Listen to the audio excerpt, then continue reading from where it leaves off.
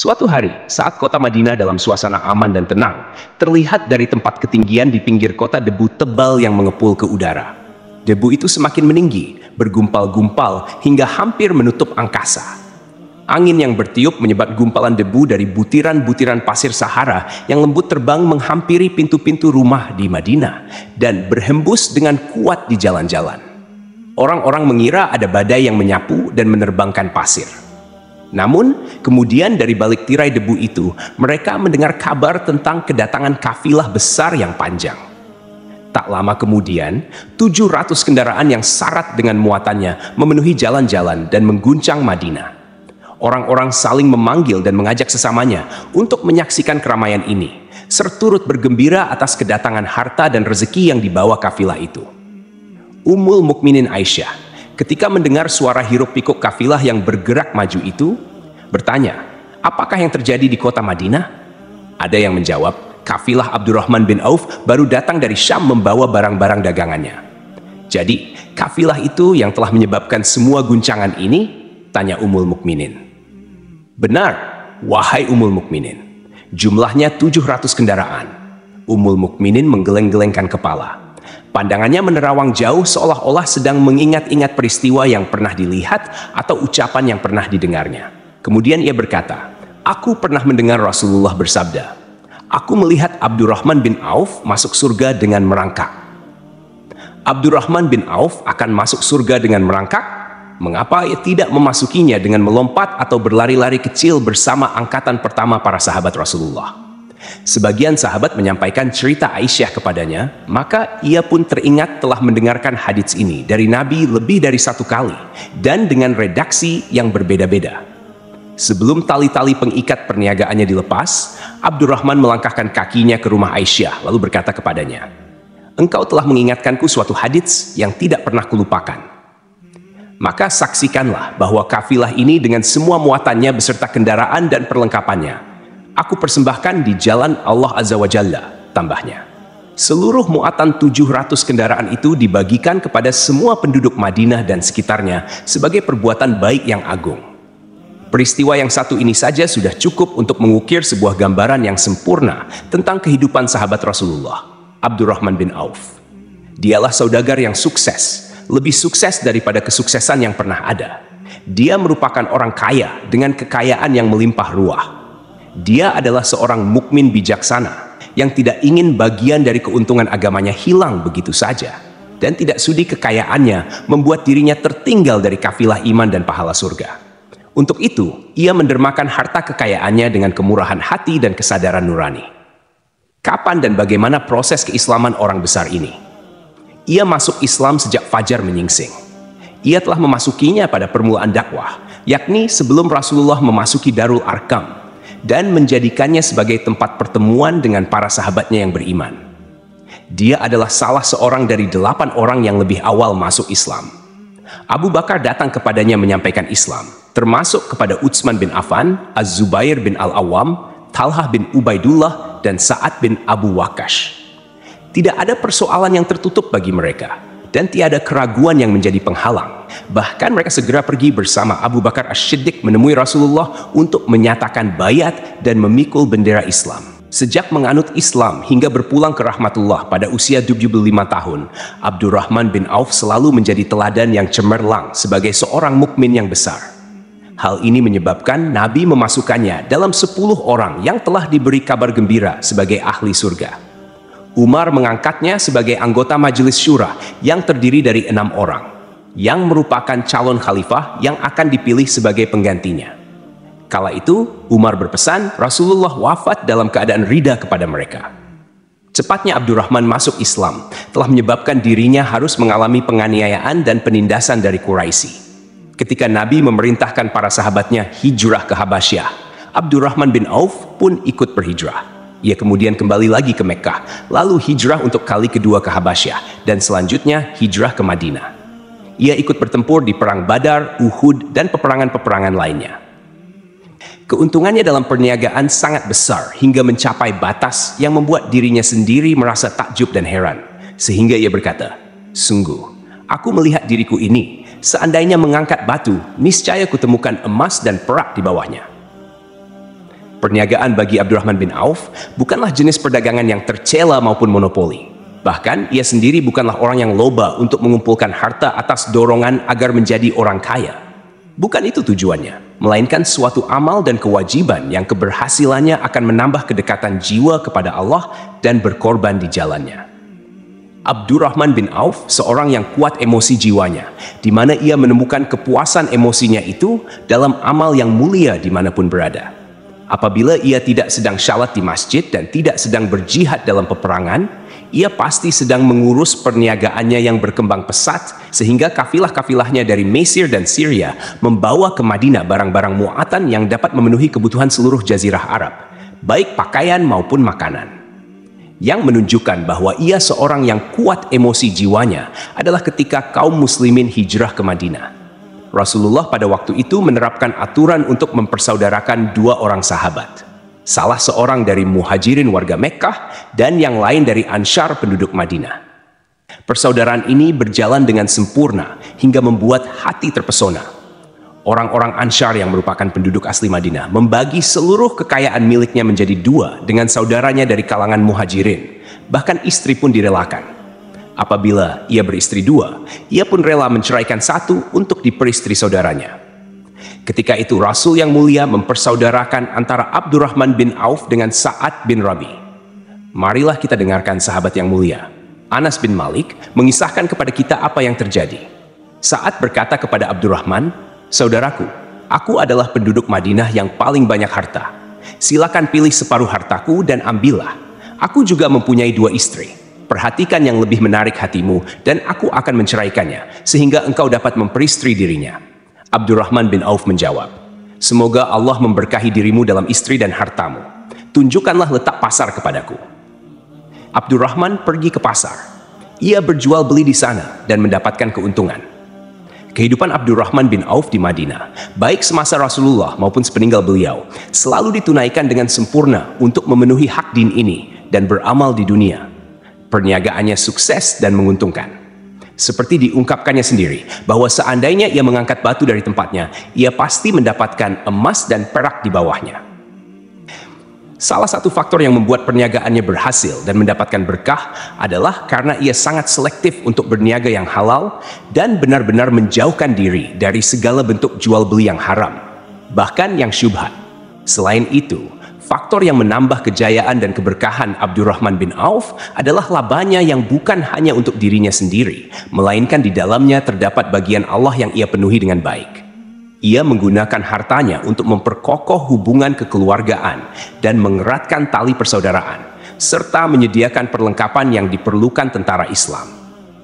Bila total perniagaan dan kekayaan lainnya ditambah keuntungan yang diperolehnya dihitung, jumlah kekayaan Abdurrahman bin Auf dapat diperkirakan dengan memperhatikan jumlah yang dibelanjakan di jalan Allah, Rabb semesta alam.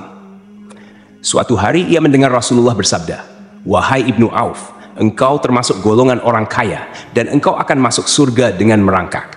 Karena itu, pinjamkanlah kekayaan itu kepada Allah, agar Dia mempermudah langkahmu."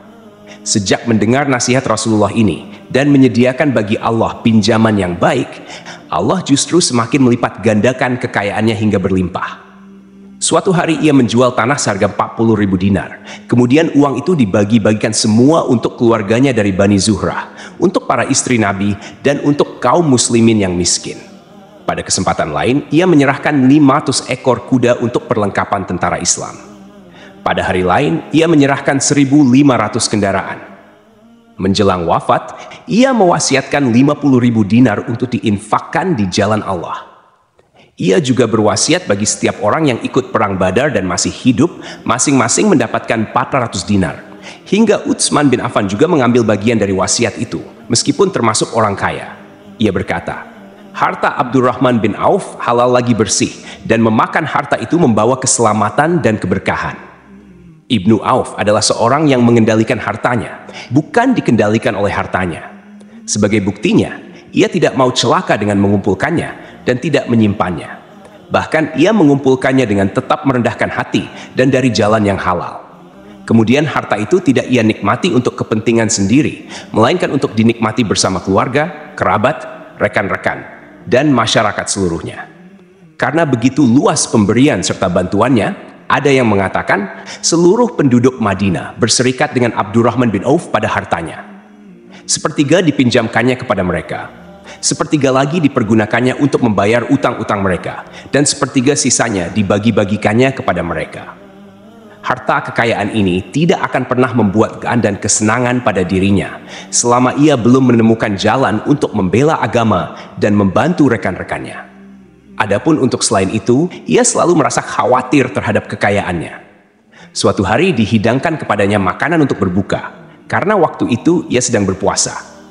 Ketika pandangannya tertuju pada hidangan tersebut, selera makannya pun bangkit. Namun ia justru menangis sambil berkata, Mus'ab bin Umair telah gugur sebagai syahid, dan ia jauh lebih baik daripada aku. Ia hanya mendapat kafan selai kain, yang jika ditutupkan ke kepalanya, maka kelihatan kakinya, dan jika ditutupkan ke kakinya, terbuka kepalanya. Demikian pula Hamzah yang jauh lebih baik daripada aku. Ia pun gugur syahid, dan saat akan dikuburkan hanya mendapatkan sehelai selendang. Dunia telah dihamparkan kepada kami seluas-luasnya, dan hasil sebanyak-banyaknya telah diberikan kepada kami. Sungguh kami khawatir bila pahala kebaikan kami telah disegerakan balasannya di dunia. Pada peristiwa lain, sebagian sahabatnya berkumpul bersamanya menghadapi jamuan makan di rumahnya.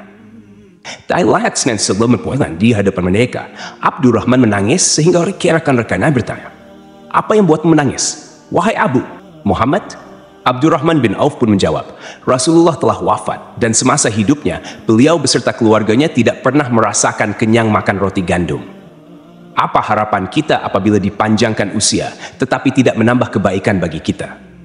Demikianlah, kekayaannya yang melimpah itu sedikit pun tidak membangkitkan kesombongan dan takabur dalam dirinya. Bahkan orang-orang mengatakan tentang dirinya, seandainya seorang asing yang belum pernah mengenalnya kebetulan melihatnya sedang duduk bersama budak-budaknya, niscaya ia tidak bisa membedakannya di antara mereka. Namun, bila orang asing itu mengenal satu saja sisi jihad Ibnu Auf dan ujian yang dihadapinya, ia pasti langsung mengetahui siapa dia. Misalnya, jika ia mengetahui bahwa di tubuhnya terdapat 20 bekas luka dari perang Uhud dan bahwa salah satu dari bekas luka ini meninggalkan cacat pincang yang tidak sembuh-sembuh pada salah satu kakinya, atau jika ia tahu bahwa beberapa gigi serinya rontok di perang Uhud yang menyebabkan kecadelan yang jelas pada ucapannya, maka ia pasti menyadari bahwa laki-laki yang berperawakan tinggi dengan wajah berseri, kulit halus, pincang, dan cadel sebagai tanda jasa dari perang Uhud, itulah Abdurrahman bin Auf. Semoga Allah ridha kepadanya, dan ia pun ridha kepada Allah.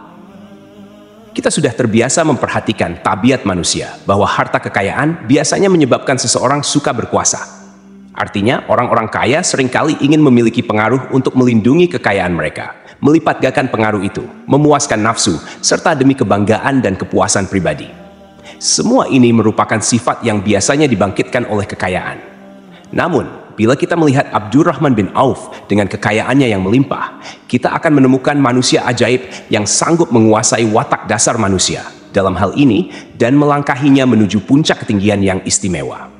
Peristiwa ini terjadi ketika Umar bin Al-Khattab hendak berpisah dengan rohnya yang suci dan memilih 6 orang di antara para sahabat Rasulullah agar mereka memilih salah seorang di antara mereka untuk menjadi khalifah yang baru.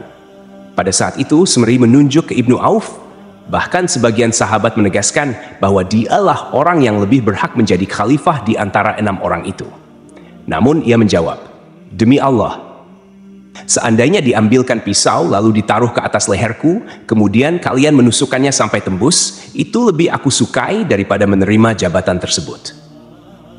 Demikianlah, saat 6 orang terpilih itu mengadakan pertemuan untuk memilih salah seorang di antara mereka sebagai khalifah pengganti Al-Faruq, Umar bin Al-Khattab, Abdurrahman bin Auf telah menyatakan kepada rekan-rekannya bahwa ia telah melepaskan haknya yang dilimpahkan Umar kepadanya sebagai salah seorang dari 6 calon yang akan dipilih menjadi khalifah. Dengan demikian, kewajiban mereka untuk melakukan pemilihan itu terbatas di antara mereka berlima saja. Sikap zuhudnya terhadap jabatan pangkat ini dengan cepat telah menempatkan dirinya sebagai hakim di antara 5 orang tokoh terkemuka itu. Mereka menerima dengan senang hati agar Abdurrahman bin Auf menetapkan pilihan khalifah di antara mereka berlima.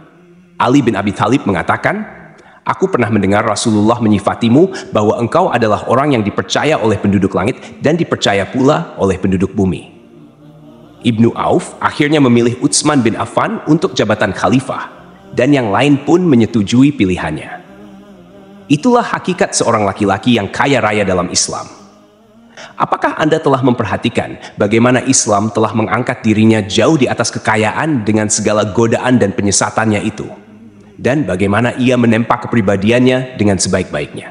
Pada tahun 32H, tubuhnya berpisah dengan rohnya.